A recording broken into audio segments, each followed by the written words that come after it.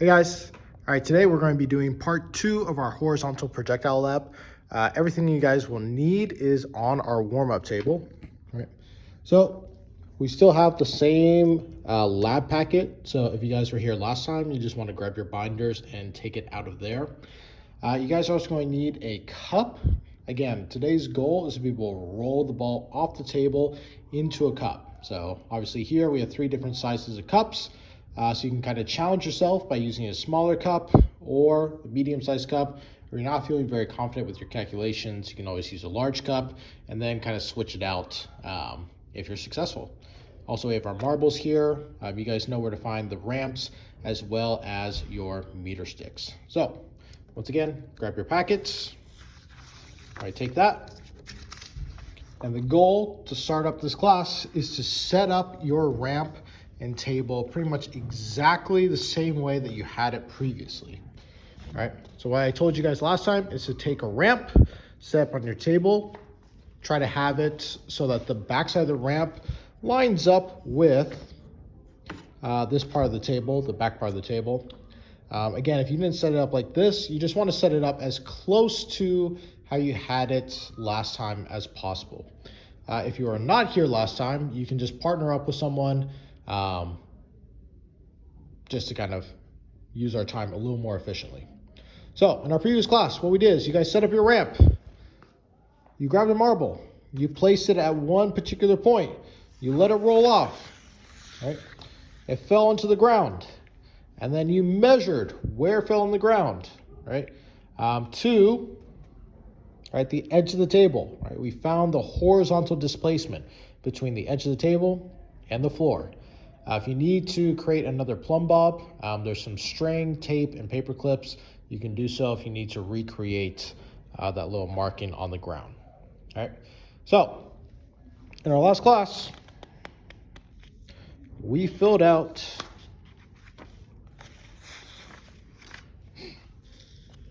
our initial data table, right? So we did that 5 times, rolled the ball off 5 times, made 5 markings on our papers, right? And then recorded the distance it traveled 5 different times. They should all be roughly around the same distance. If you haven't done it yet, you want to go ahead and calculate the average displacement, right?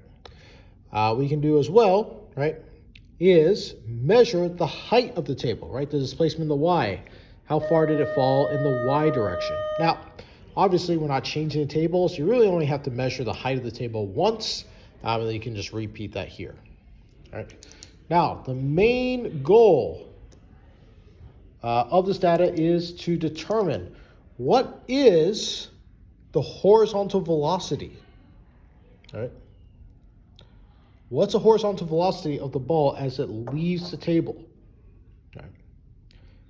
Now, if you remember the calculations that we're doing kind of on our worksheets prior to this, question number 2 in that worksheet is pretty much related to what we're doing in this lab, right? Because question number 2, you were given the horizontal displacement and trying to find the horizontal velocity that it was leaving the table with, right?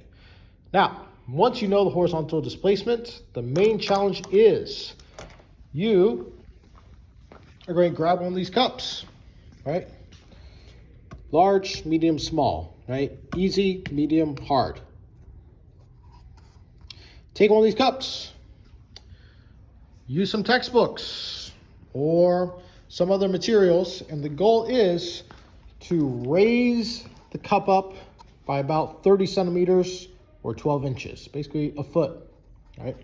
So you're going to set it on a few books or something so that it's raised up, and you want to calculate where does the cup need to be in order for the ball to roll into it, right? And you're going to be able to prove that with calculations. You want to be able to show your work on your paper and not just figure it out through trial and error, right? If you're able to, try to have a friend help you film your trial to see if you're successful, right? To kind of reduce your error, one thing you can do as well is grab maybe a couple rulers or books or something. Just kind of create a little path for the marble to travel through. That way it's not like shooting off in some random direction. Okay, finally, once you have tested out your calculations, see if the ball actually lands in, we're going to go through this lab because this is going to be a summative lab. And it's pretty simple. This is not an English assignment. We're simply just writing or typing up our findings. We start with the title. Our introduction is just what was the objective of this lab. You draw or create a labeled picture of your setup, right? There's an example here, but you'll want to remember that you'll want to have kind of your raised cup as part of your diagram. You also want to indicate distances and displacements, right? What equipment did you use? Just what are some steps that you used? So you have your data table, show your calculations, and your conclusion, right? If you want extra details as to what should go in each section, if you look at the back, we kind of have a checklist for each section of your lab. It's pretty straightforward. It doesn't require a ton of writing. You just want to make sure you're able to kind of check off each of these points. All right. If you have any questions, feel free to send me an email. Remember, this can be written here on the paper or it can be typed up and the assignment can be found in Canvas.